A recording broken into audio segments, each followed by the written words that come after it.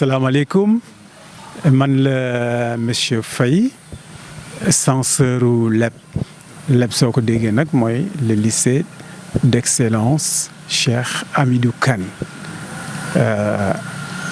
liñ leen bëgg wax tey rek mooy won leen lycée Cheikh Hamidou Kane lycée privé d'excellence dafa def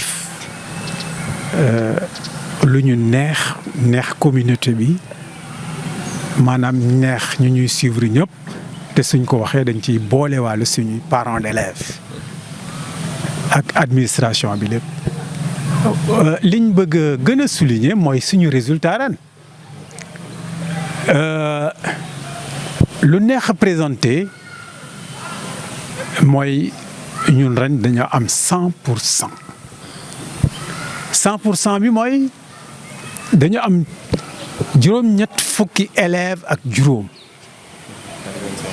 ñoom ñëpp ñu présenté wu ci baccalauréat bi yàlla nangul ñu nangul parents d'élèves yi nangul communauté sénégalaise ba ñooñu ñëpp jàll. nan lañ jàllee niñ jàllee du jàllu ordinaire de na ngeen ko xam bu baax mooy ci juróom-ñett fukki élèves yooyu ak juróom am nañ fukki élèves ak benn yu am mention très bien nag mooy li ñuy wër mooy li ñuy séntu mooy fam jeexee fam gën a kawe bu weesoo fukki mention ak benn yu très bien yooyu am nañ fukki mention ak juróom-ñeent yu mention bien ñëpp xam nañ lay mention bien kon sant nañ ci bu baax yamuñu foofu ñu dem mention A bien ñu am ci ñaar fukki mention ak juróom-ñaar kon lii daal laa bëggoon ñëpp xam taxawaayu lycée d'excellence Cheikh Hamidou Kane ci bac bii duñ ne la jafe la résultat boobu duñ ko wax de parce que ñun c'est une école d'excellence li nekkoon suñ mébét mooy gis nga 58 yooyu ñëpp en mention très bien et on fera encore l'excellence sur l'excellence.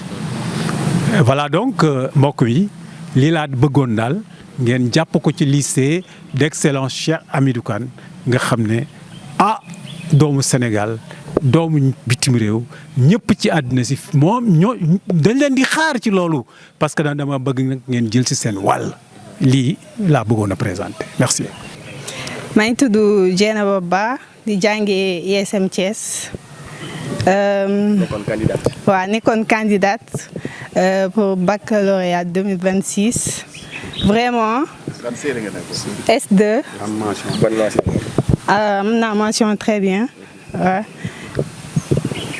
Bon est-ce que mën nga ñëwaat un peu ci maanaam tey jii taxawaay bi ñi leen yëlif ci école bi daal di am ba tey jii liggéey bi daal di sotti. vraiment may commencé wax mooy ISM duma wax sax bokk na ci meilleure école au Sénégal mais dama naan mooy meilleure école au Sénégal parce que vraiment ñëpp gis nañ résultats yi ñuy def te loolu ci ISM yëpp la te fii encadrement bi surveillant yi dañoo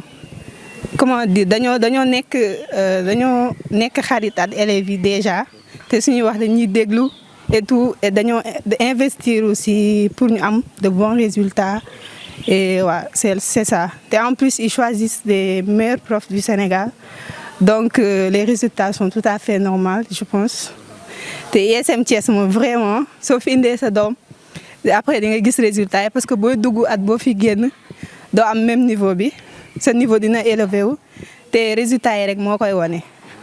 mention très bien maanaam yombul man itam taxawaay nga amoon ci année bii nekk te ñu naan sacrifice bi naka nga organisé woon ba tey jii nii mën a am mention très bien. lu may njëkk a conseiller élèves yi mooy ñu teel a commencer seen révision parce que loolu moo gën a am importance mën ngaa jàng année scolaire bi yëpp ngay am ay notes yu baax mais boo commencé wul réviser 1 mois avant examen yi doo pare te stress bi mën naa tax doo atteindre sa plein potentiel te en plus mën naa wax tamit fii dañ lay accompagner jusqu'au dernier jour la preuve balaa ñoo dem dañoo woo fee dañ doon def comment rencontre pour dernier jour yi waa te vraiment conseil yi ñu jox foofu noonu tax na ba léegi nii ba ñu demee examen on a voulu faire les meilleurs résultats possibles c'est pourquoi aujourd'hui on est là et on est content vraiment. Ouais.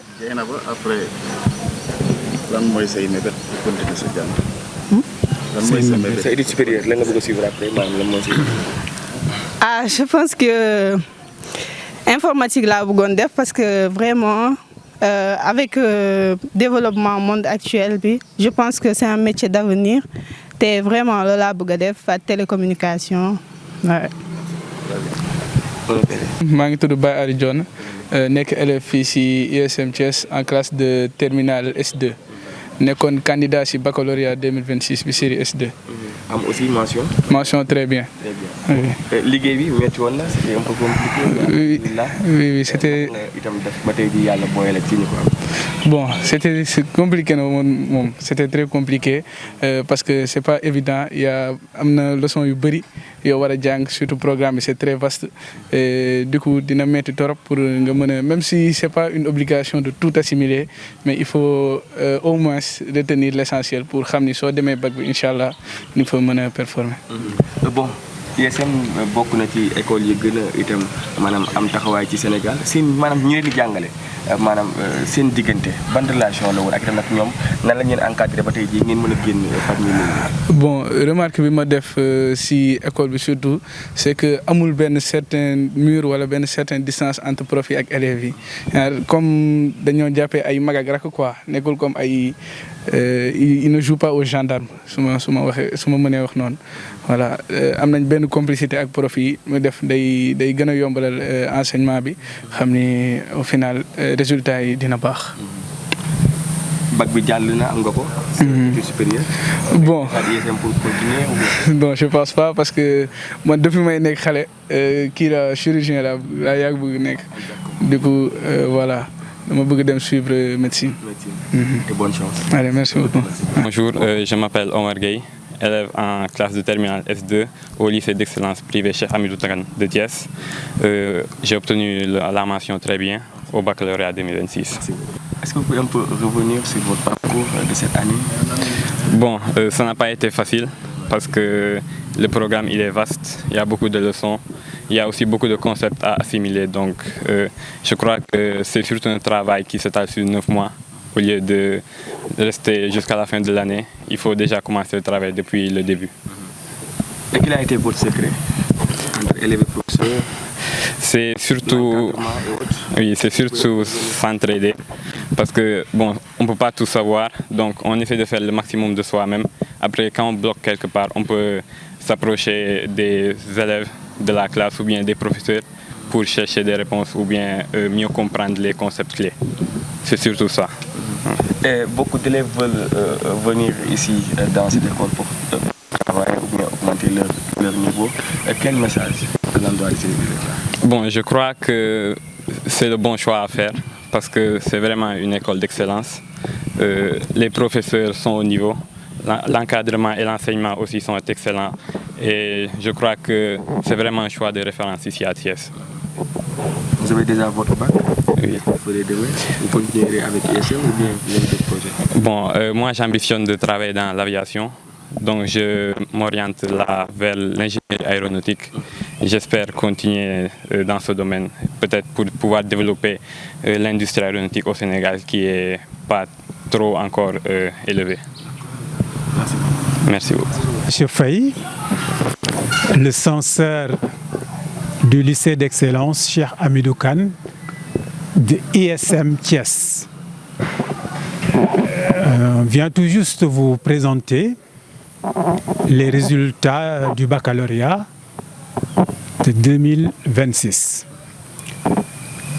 Je commencerai d'emblée par dire que l'excellence s'est installée au lycée LEP de Thiès, ISM Thiès, depuis longtemps. Mais cette année, on a une exception qui fait que ce résultat doit être connu. Au baccalauréat, nous avons présenté 85 candidats. Je vous dis tout de suite qu'on a un 100%. Alors, Ce n'est pas la première fois. ce n'est pas la première fois à ISM Thiès. Mais l'exception viendra tout de suite quand je vais vous présenter les résultats. L'exception de cette année. La mention très bien, on en a 11. Je dis bien, cette année, mention très bien, on en a 11. Ensuite, on ne s'est pas arrêté là. Mention très bien, on en a 19. Mention à bien. Mention bien. Mention bien, on en a 19. Et mention à bien, on en a 27. Voilà donc un résultat qui nous a poussé à dire voilà ISM Thiès. Et à dire aux parents,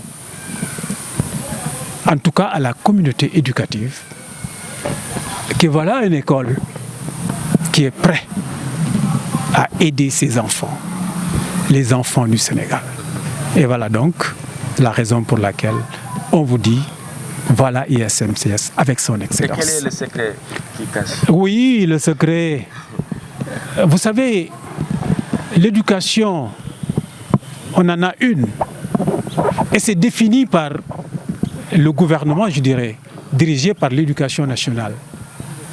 Mais on en a tiré une bonne partie en suivant ces programmes, en les appliquant avec intelligence et en faisant réussir nos enfants. Si vous voulez le secret, jetez un coup d'œil sur le programme sénégalais. Mais on la façonne à notre manière, de la manière dont demande l'autorité, mais on réussit à faire l'excellence avec. Donc l'excellence, c'est possible. Jetez un coup d'œil à ISM Thiès et vous verrez l'excellence.